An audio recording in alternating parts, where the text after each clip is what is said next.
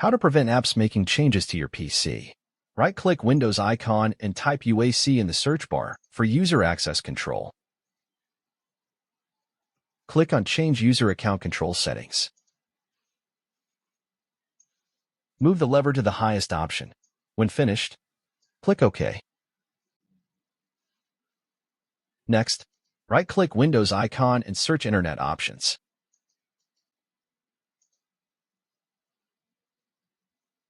Click Internet Options, then click on the Security tab. Click on Internet and change it to High. Click on Trusted Sites and change it to High as well.